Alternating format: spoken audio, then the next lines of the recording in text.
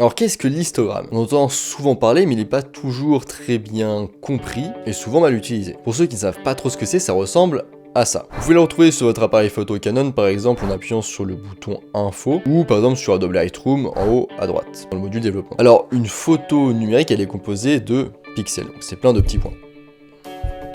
Une photo numérique elle est composée de pixels, donc c'est plein de petits points, différentes couleurs. Ces pixels ils n'ont pas simplement une couleur, ces couleurs elles sont aussi plus ou moins sombres et plus ou moins claires. Par exemple ici c'est blanc, mais blanc clair.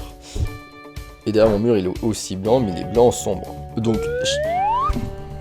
Donc chaque pixel a une valeur tonale précise. Et l'histogramme du coup c'est un outil qui donne la répartition de ces pixels sur la photo, en fonction de leur valeur tonale. L'histogramme il est construit sur deux axes, ça fait 4, et deux axes. Un axe horizontal, qu'on pourrait appeler aussi abscisse, voilà pour les petits souvenirs du collège et du lycée, qui est l'axe des valeurs tonales, à gauche les valeurs les plus sombres et à droite les valeurs les plus claires. Un axe vertical ou axe désordonné qui donne une représentation en proportion du nombre de pixels qui sont situés sur cette valeur tonale, donc en abscisse.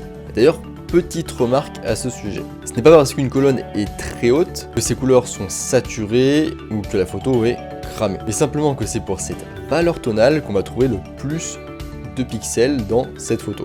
Alors, est-ce que l'histogramme permet de mesurer du coup l'exposition? Qu'on voit souvent, voilà, ça peut permettre de savoir si la photo est surexposée, sous-exposée. Alors techniquement et rigoureusement, non, c'est pas un outil de mesure de l'exposition. C'est un outil qui donne uniquement la répartition tonale des pixels, comme je l'ai dit juste avant. Alors je vais la faire très courte et très simple. Mais l'histogramme que vous allez voir en fait sur l'écran LCD de votre boîtier, c'est l'histogramme d'un fichier JPEG et non d'un fichier RAW. Et le boîtier du coup il va ajouter une correction éclaircissante automatique à l'histogramme.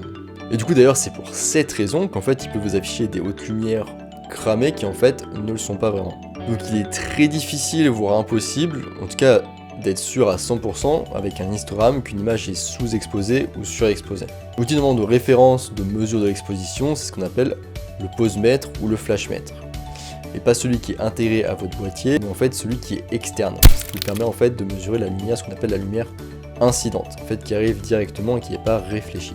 Bon là aussi c'est un peu technique. Mais en pratique, quand on n'est pas forcément un professionnel, qu'on n'a pas les moyens, ou en fait qu'on est en déplacement, ou en photo de reportage par exemple, on ne va pas sortir son posemètre ou quoi que ce soit, donc on le fait uniquement en fait avec l'histogramme et aussi le posemètre de l'appareil photo en effet. Donc, du coup l'intérêt de cette vidéo c'est pas de vous prendre spécialement la tête, mais tout simplement de vous dire que l'histogramme c'est pas vraiment précis et c'est souvent en fait assez trompeur. Si vous voyez beaucoup de pixels qui sont sur la gauche ou sur la droite, c'est possible que ce soit sous-exposé ou surexposé, mais c'est pas sûr du tout à 100%. Ensuite il est possible de ce qu'on appelle exposer à droite, donc exposer à droite très rapidement, ça permet en fait juste d'optimiser la capture de la lumière dans votre boîtier pour un maximum d'informations pour le développement. C'est possible de faire l'exposition à droite, mais uniquement si vous avez des hautes lumières dans votre photo. Et du coup, vous ferez en sorte de les caler à droite sur l'histogramme, mais sans haute lumière, c'est très difficile d'exposer à droite, avec un histogramme uniquement. Enfin, vous avez peut-être déjà entendu le fait qu'on doit avoir un histogramme en cloche. Enfin, vous avez peut-être entendu qu'on vous conseille, on vous dit qu'il faut avoir un histogramme en cloche, en gros comme ça, comme un chapeau. Mais en fait non, ce conseil c'est concrètement ce qu'on appelle de la couille en barre.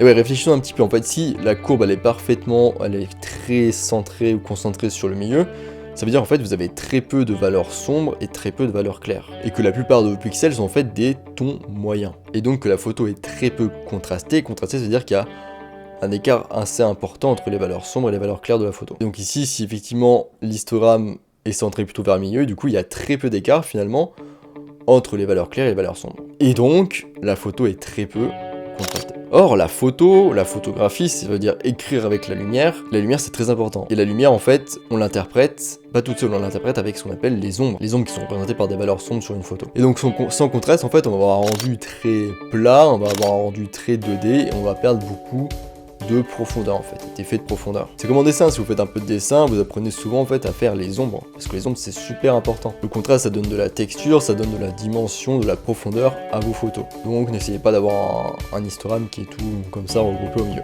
C'était tout pour cet épisode flash. Si vous êtes intéressé par tout ce qui est exposition, je vous laisse le micro tombe, je vous laisse un article en description qui en parle, et voilà, abonnez-vous, mettez un j'aime, mettez un commentaire, je ne sais pas quoi, enfin bref, tous les trucs qu'il faut faire pour suivre le youtubeur qui est moi en l'occurrence. Voilà.